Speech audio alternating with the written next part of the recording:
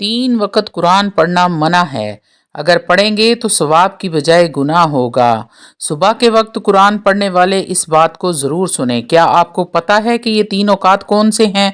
आऊज़ु बिल्लाहि मिनश शैतानिर रजीम। बिस्मिल्लाहिर रहमानिर रहीम। शुरू करती हूँ अल्लाह के बाबरकत नाम से जो बड़ा मेहरबान और निहायत रहम फरमाने वाला है। लाखों करोड़ों दरूदो सलाम हो कमली वाले आका मोहम्मद मुस्तफ़ा सल्लल्लाहु अलैहि वसल्लम पर, जो ख़ातमन नबीयीन हैं, जो ख़ातमुल मुरसलीन हैं, जिनके बाद ना कोई नबी है ना रसूल है। लाखों करोड़ों दरूदो सलाम हो अहले बैत पर। अस्सलामु अलैकुम वरहमतुल्लाहि वबरकातुहू। आप देख रहे हैं मेरा यूट्यूब चैनल मकाफ़ाते अमल। अल्लाह वालों, 3 वक़्त ऐसे हैं जिनमें कुरान मजीद फुरकान हमीद की तिलावत ना करना बेहतर है, नहीं करनी चाहिए। वो वक़्त कौन से हैं, आज की वीडियो में आप लोगों के साथ तफसील से शेयर करूँगी, क्योंकि अक्सर लोग सुबह सवेरे कुरान मजीद फुरकान हमीद की तिलावत करते हैं, उसके बाद ही वो दूसरा कोई काम वगैरह करते हैं। बहुत सारे लोग ऐसे हैं जो दिन का आगाज़ सूरह यासीन से करते हैं, या फिर कुरान मजीद फुरकान हमीद का कोई भी हिस्सा पढ़ते हैं, तिलावत करते हैं, उसके बाद अपने दीगर कामकाज करते हैं। तो अल्लाह वालों, यकीनन आप भी अपने दिन का आगाज़ कुरान मजीद फुरकान हमीद की तिलावत से करते होंगे। अगर नहीं करते तो ज़रूर और ज़रूर किया करें। मैं भी सुबह का आगाज़ तिलावत कुरान मजीद से ही करती हूँ। हाँ, लेकिन एक बात ज़रूर अर्ज़ करूँगी कि कुरान मजीद फुरकान हमीद की तिलावत ज़रूर करें, लेकिन कोशिश करें कि कुरान मजीद को समझ कर पढ़ा करें। अब एक सवाल ऐसा है जो पूछा गया है कि कुरान मजीद पढ़ते हुए होंठ हिलाने चाहिए या दिल ही दिल में कुरान पढ़ सकते हैं। तो अल्लाह वालों, कुरान पढ़ते होंठ हिलाने ज़रूरी हैं। अगर दिल ही दिल में पढ़ेंगे तो तिलावत का सवाब नहीं मिलेगा। दूसरा सवाल ये है, क्या एक दिन में कुरान मजीद फुरकान हमीद को ख़त्म कर सकते हैं? तो सही बुखारी की हदीस है कि 3 दिन में कुरान मुकम्मल करना चाहिए, या फिर 7 दिन में कुरान मुकम्मल करना चाहिए। अल्लाह वालों, एक दिन में कुरान मुकम्मल करने की मुमानियत फरमाई गई है। वो इसलिए कि जब आप एक दिन में कुरान मजीद को मुकम्मल करेंगे तो बड़ी ही स्पीड के साथ पढ़ेंगे। तो अल्लाह वालों, अल्लाह रब्बुल इज़्ज़त फरमाते हैं कि कुरान को आराम आराम से और ठहर ठहर कर पढ़ो। लेकिन बाज़ लोगों को अल्लाह अज़्ज़ व जल ने गैर मामूली सलाहियत से नवाजा होता है। जैसे हज़रत उस्मान रज़ी अल्लाह तआला अन्हु के बारे में हज़रत उमर फ़ारूक रज़ी अल्लाह तआला अन्हु ने उनकी तरफ इशारा करके फ़रमाया कि मुझे इससे मोहब्बत क्यों ना हो। ये वितर की एक रकत में पूरा कुरान मजीद पढ़ते हैं, यानी कि 3 रकत वितर की जो होती हैं, ये उनकी एक ही रकत में पूरा कुरान मजीद ख़त्म कर देते हैं, हिजरे अस्वद के सामने खड़े होकर।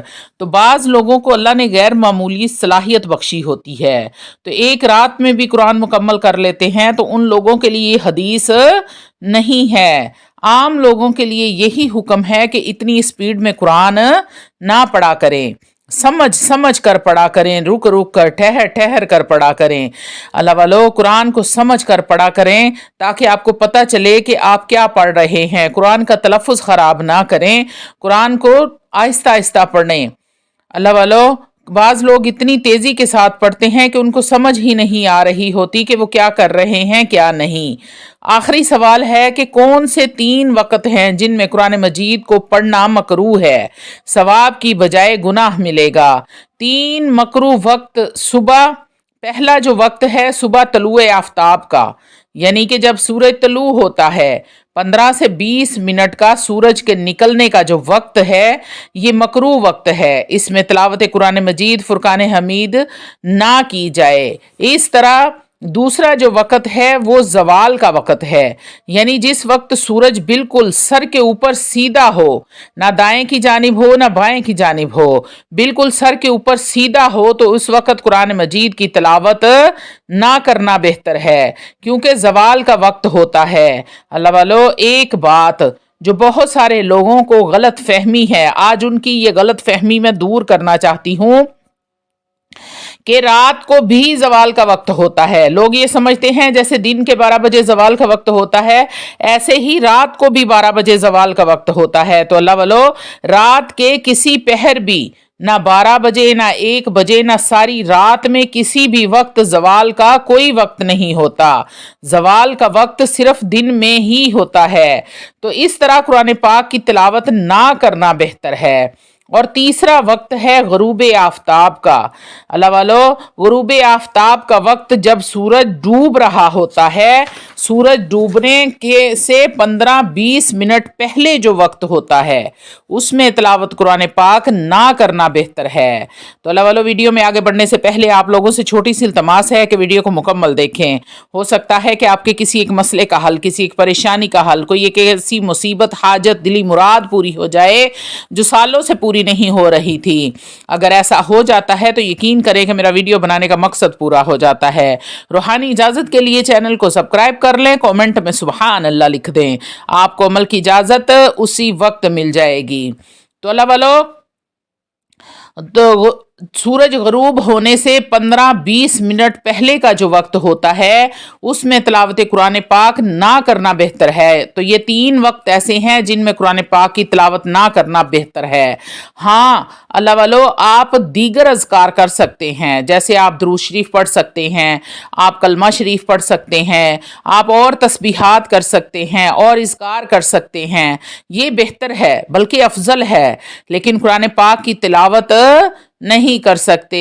ایک آخری بات اللہ والو، اگر کوئی ان اوقات میں تلاوت قرآن پاک کرتا ہے تو وہ گناہگار نہیں ہوگا، کیونکہ ان اوقات میں تلاوت کرنا ناجائز یا حرام نہیں ہے، کسی جگہ پر بھی ناجائز یا حرام قرار نہیں دیا گیا، لیکن بہتر اور افضل یہ ہی ہے کہ ان اوقات میں تلاوت قرآن پاک نہ کی جائے، کیونکہ ان 3 اوقات میں سجدہ کرنے سے منع کیا گیا ہے۔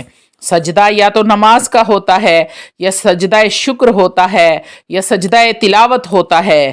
مکروہ اوقات میں ان تمام سجدوں سے منع کیا گیا ہے، کیونکہ جو لوگ سورج کی عبادت کرتے ہیں، سورج کو پوجتے ہیں، سورج کو اپنا معبود سمجھتے ہیں، تو وہ لوگ ان اوقات میں سورج کی عبادت کرتے ہیں۔ نبی کریم صلی اللہ علیہ وآلہ وسلم نے ارشاد فرمایا کہ ان اوقات میں سجدہ کرنے سے آپ نے منع فرمایا تاکہ ان کی مشابہت نہ ہو جو سورج کو پوجتے ہیں۔ تو علماء اکرام فرماتے ہیں کہ ان 3 اوقات میں قرآن پاک کی تلاوت نہ کرنا ہی بہتر ہے۔ اللہ والو، بڑی تفصیل کے ساتھ آپ لوگوں کو سمجھایا ہے کہ کون کون سا وقت ہے اور کتنی دیر تک یہ وقت رہتا ہے۔